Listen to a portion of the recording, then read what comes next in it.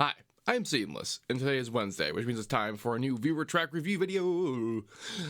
If you'd like to have one of your songs featured in one of these videos, what you'll have to do is check out the Discord and the link in the description of this video. In there is the submissions channel, complete with the rules and a location for you to send your stuff. Then I pick it up randomly, and then I pick it and choose them and do them here in the video now.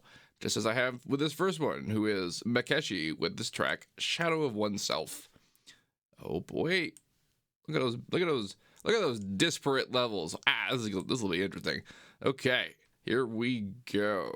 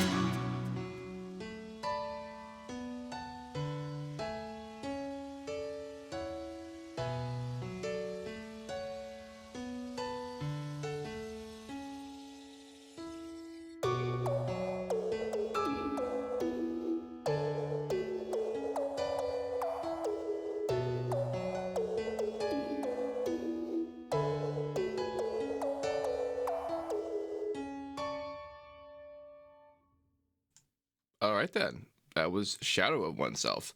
And I'll tell you what, these extremely tall levels cast a pretty big shadow on these not very tall levels. So, what I pretty much recommend about this track is that it requires at least a little bit of foreshadowing. In the sense that, yeah, we saw this loud, huge level was gonna come, but there was no way of knowing it was gonna be quite like this. The surprise was cool, though, and the sounds were cool. This was a lot of cool happening. Like, I dug this. I also dug how it was sort of folded into some melodic expressions, too. I dug that presence of it. Though, all of those things could have been kind of minor filtered reduced elements ahead of time in such a way that when they did come, despite how loud this was, being still a huge shock, it wouldn't have been so much of a shock progressively, arrangement wise. I hope that makes sense. Doesn't so much need to happen to this track, like just for whatever you do next, because this track was not so bad. It was kind of neat. Peaked like all the damn time though. Maybe address that just a teensy bit in the next. Although if you like how this sounds in general locations, then whatever, it's probably fine. I dug this lead sound. You probably didn't think I was about to zoom in on this randomness, but yeah, I really kind of like how this kind of this business happens. You know what this reminds me of? It reminds me of like a liquid or particle simulation in a 3D environment, like a video game or a movie, and then you see it kind of like coalesce around like a force field. It's what they call them in the programs. When you have like a person-shaped invisible force field that kind of forces the smoke to look like, oh, look at that, it's a smoke person. It's not really a person, but it's kind of foggy and particly, but it's there around an average area enough that we can discern it being what it is. And in this case, the trick is like this particly, a diffuse discerning around what the notes are to make it a discernible note. And it works. And that effect, I love it. I love it so much. I like it a lot in basses too, but it's fun to see it happen in any kind of melodic context because that's the trick. We're kind of using a force field to keep it around a certain area to make us feel that as its primary thing, but there's still this like, about it. And that's neat. The levels, maybe even if like your job in this track was to kind of be shocking, like even at least after this happened, there could have been some kind of follow up with like some bass in here, at least a little bit, just because it was just very stark after the fact. It was that interesting type of shock at the beginning, but after that, wasn't as helpful. But dope track overall. Good job, Maekashi. Maekashi. Here we have next up Sacro by Ynhal. Ynhal. It's spelled Ynhal. I'm not ever going to know how to pronounce that. All right. Wow, though. Wow. Talk about wow. This looks like literally it's burning. I'm ready for this. Here comes Sacro.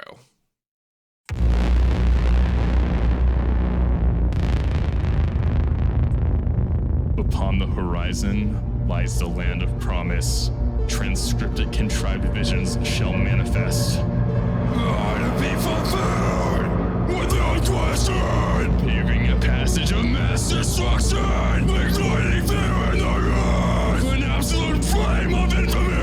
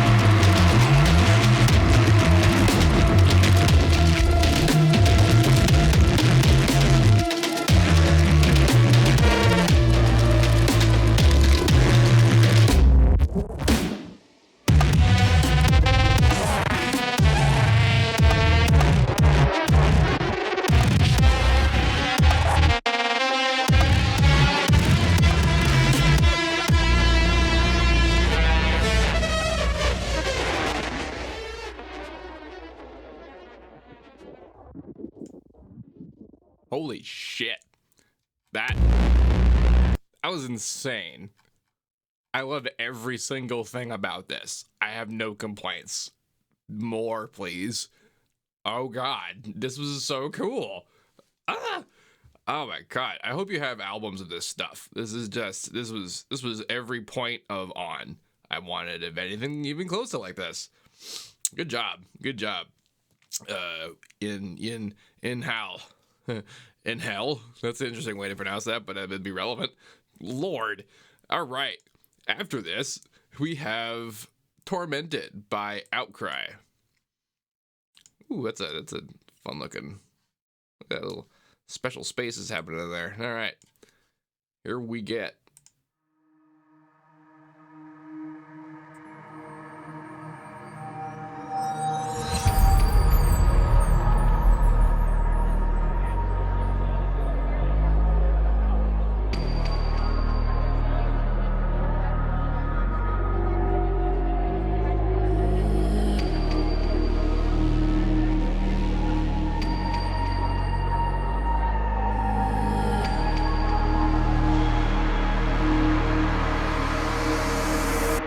You can't let go.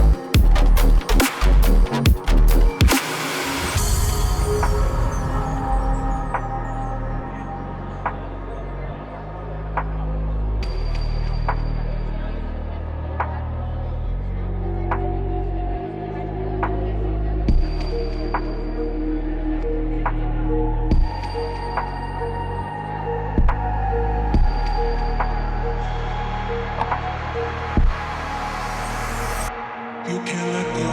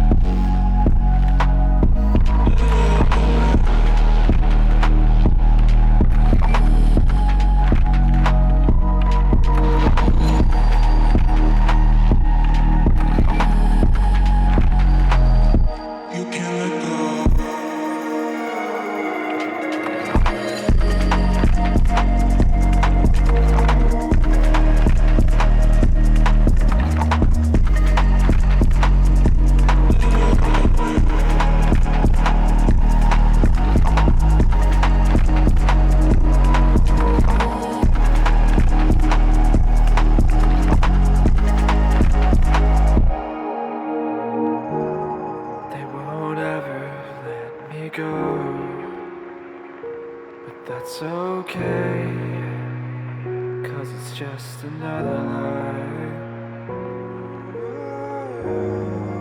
So cut away my wings, and maybe then I'll be able to fly.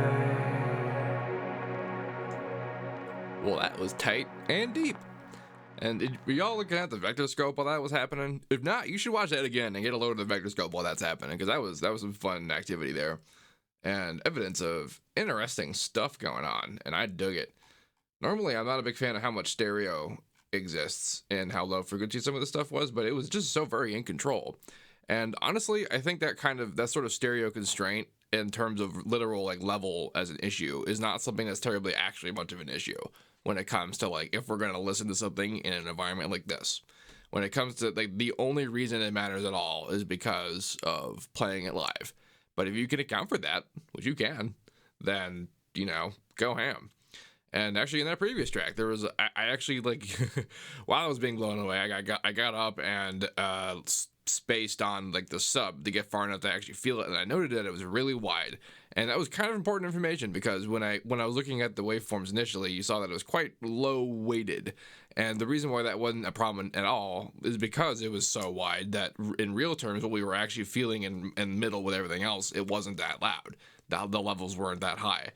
And that ended up being why that it was pretty well balanced, and also why that was able to still like look like that. This stuff though, also is like that. It's still like with purpose making that a reality, even though it's primarily a thing that schools and stuff and me historically has said to try to avoid. But like most stuff of the olden days, which I guess also includes me from 10 years ago, or whatever the hell, like stuff changes to the point where problems are not problems.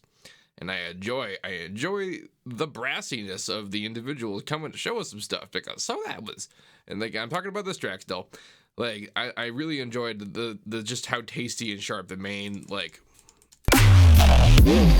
Christ, that was good. And like it's just in there extremely, and it doesn't feel weighted or like lopsided or anything. It moves everywhere cool.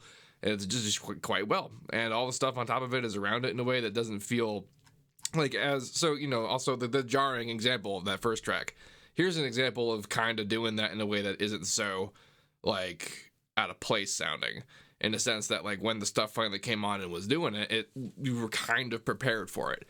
It was still louder, and it was still better than what was happening like here. Like this, here comes this drop, but like it's better than what's happening here. But we were still kind of prepped.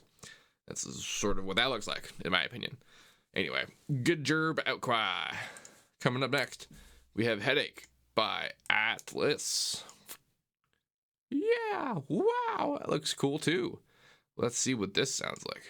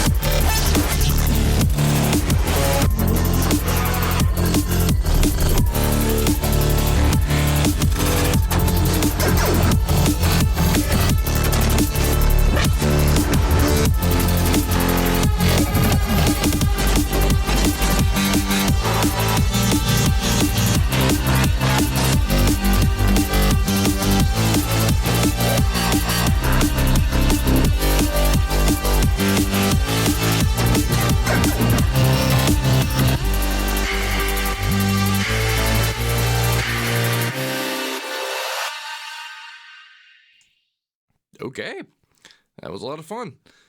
The build-up was very epic, and it went in a way that was a bit well, I was trying to imagine what this was going to build up to, and I was thinking to myself, okay, I dig the very slow kind of progressive nature of this, honestly. And I was thinking to myself, because I was actually just listening to this track with a friend of mine the other day, not this one, but Mars by Gustav Holst, I believe. And it's this very epic, like, brassy orchestral experience, and it actually kind of felt like this a little bit, like this was going to be like a cool synthy version of that almost, and it almost kind of was. And then the drop happened, and the drop was different in a way that was really badass. Like, I like what's happening in here a lot. It burns a little hot, and stuff's happening because it's burning a little hot in a way that is probably, I don't know, it probably doesn't need to happen the way that's happening, but it's not bad. Like, I'm about it. It is gonna be like one of those tracks, if I were to put into playlist that I'm listening to, that I would have to, stop what I'm doing and go turn down because it's a bit much. But that's the risk you have when we're doing this sort of stuff. I was gonna say something about this. So this section was way cool. Lots of really fun stuff happening into it. This section was neat and long and progressive and neat and built it up and in such a way that when we had this surprise of how all this stuff, we weren't really like far away from it. It didn't really have foreshadowing either, but it like happened in the realm of possibility in a way that like it wasn't so shocking. And not as much more shocking than it was intended to be, but then cool, neat, whatever, and then just this for almost as long. I don't know about that. It didn't, not a whole huge amount happened in there, and then it just kind of ended and turned back into more things here. And like, I get we had this huge progressive moment over here, but like, we don't really need to have that kind of lengthology thought happening over here after we get into this stuff, after we essentially establish it as a double time thing. Now we're at that energy level, and kind of reducing it to a degree is just weird. But on the other hand, I like how this ended. I like how this is sort of the Holtzy moment where like it all kind of comes together and is loud. It's very neat. Yeah, y'all should listen to that Mars track if you haven't. You probably have actually heard that track. It's one of those. Alrighty then. Coming up next, we have Bulletproof by WDYM. Wee! Look at that nice little change in presence up there. Let's see what this sounds like now.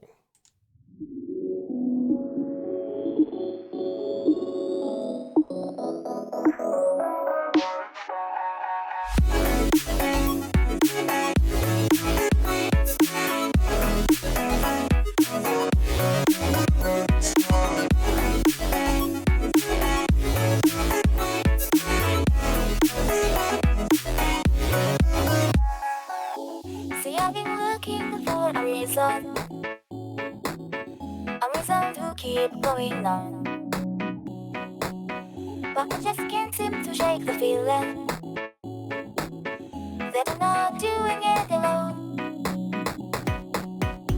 Ooh, I built up a wall and they made it wrong, but it's not bulletproof. It's hard to see through. But if I fall too fast, I'm never going back.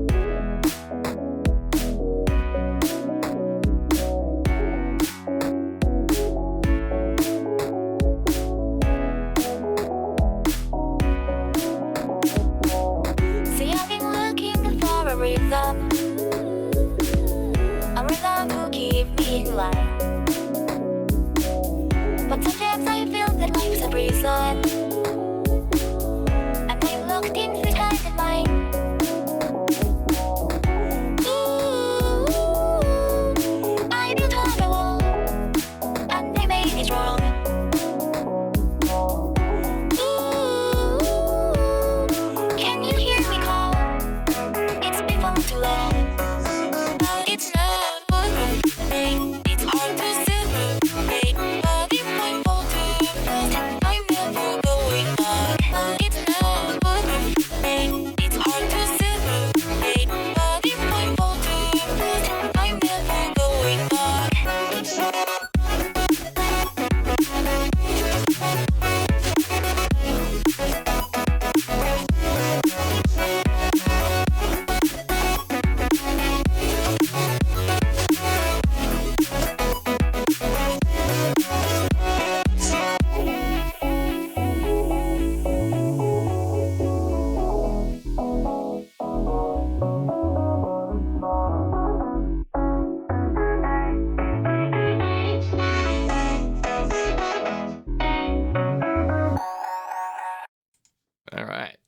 That was WDYM with Bit Crusher the song, and that was really cool.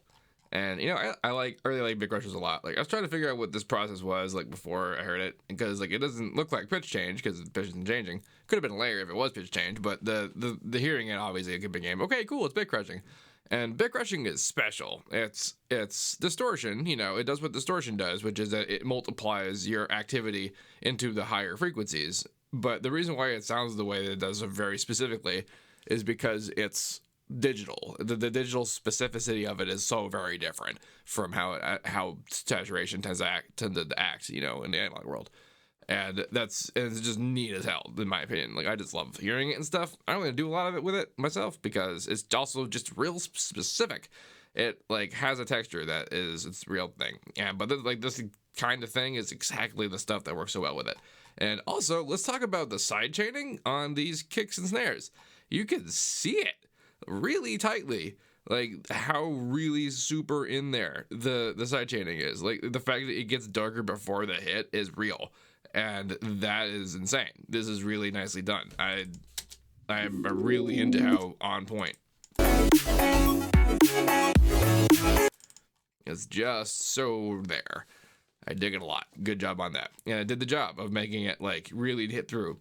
And so let's actually use this moment to kind of you learn a bit about how the vector scope is showing us some stuff. So you might have noticed while the kick and the snare were playing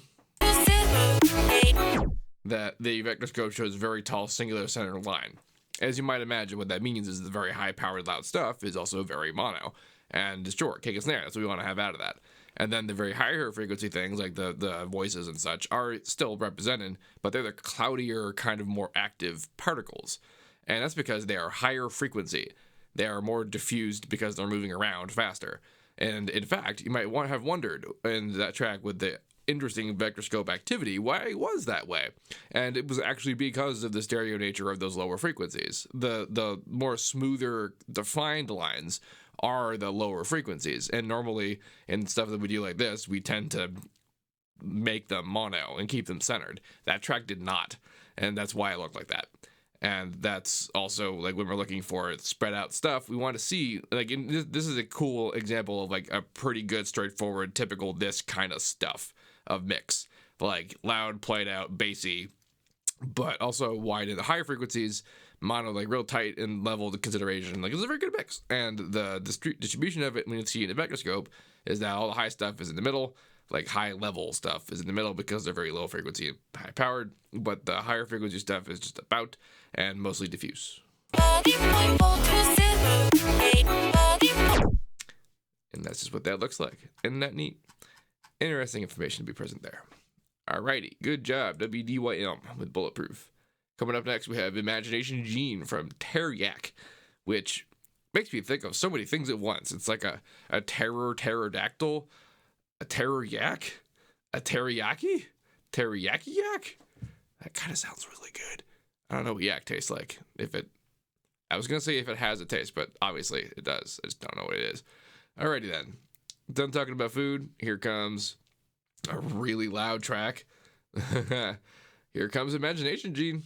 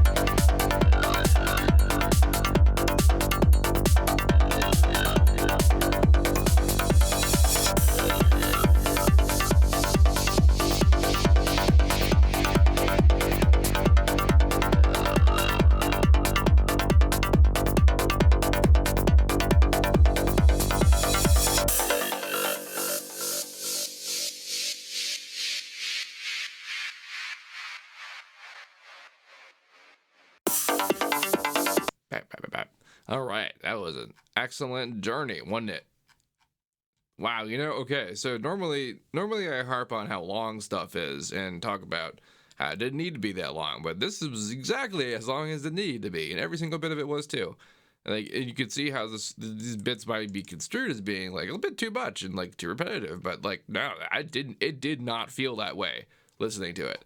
And coming out of it, I was about surprised. I was pretty surprised to see that this is actually the layout of the song, that it is actually this long, because it didn't feel that way. It was nice and engaging, and I dug that about it. It was incredibly loud for what was happening though, like, and not even really like the kind of loud, but to that end though, this is sort of like one of those sort of high targeted mixes, like the more louder than not, but also not mostly because it's not like super bassy, and you can pretty well see that the loudest thing is like the hit of the kick, and it translates into being a thing that like will slap a given system, and I dig it about it. Don't have anything really bad to say about it. Like, it was a good track, good job. With imagination gene, Mr. Teryak, presumably. Me randomly guessing that person's gender.